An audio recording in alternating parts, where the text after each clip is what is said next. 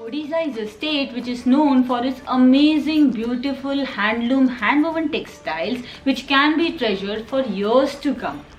In my today's video, I'll talk about one such amazing weave which is inspired by the Dongriya Kandh, and that is the Dongriya sarees from Odisha. These Dongriya sarees are woven by other weavers who are inspired by this tribe from the eastern state of Odisha. Do watch my video if you want to know about this amazing weave. Hi friends, my name is Sarika Shetty and welcome to my channel.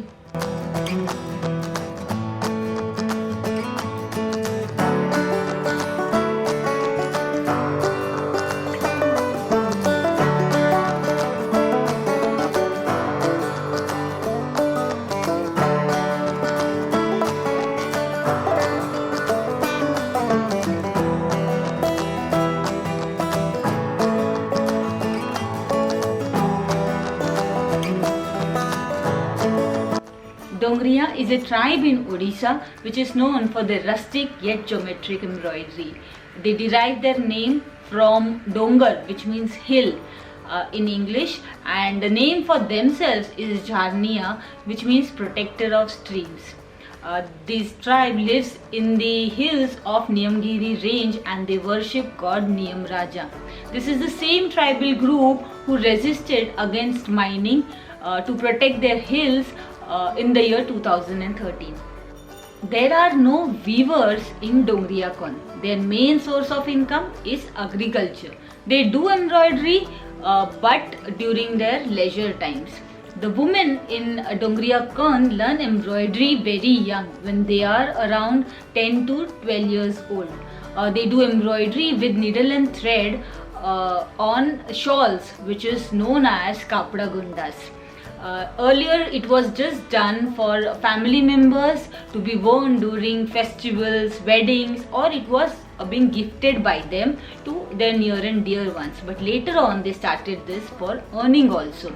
And the cloths to be embroidered on and the different colors of thread is being provided to them by DKDA, which means Dongriya Kandh Development Agency. The Dongriya sarees are woven in Nuapatna and Sambalpur by the weavers who are not tribals. The sarees are available in cotton and silk fabrics, and the body of the saree is normally plain with small booties. The weavers in the loom set up different colors of thread with mathematical precision.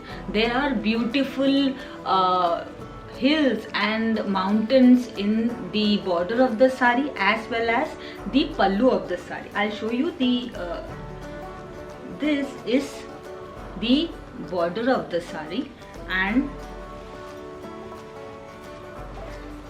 this is the beautiful pallu of the sari. And this is what makes this sari different from other saris, and these motifs are inspired by the motifs that the women in the Dongriya Kandh stitch on their shawls. Dongriya cotton saris can be worn in offices, for get-togethers, and for teachers in schools and colleges, and the Dongriya silk saris can be worn for festivals, weddings and any other functions.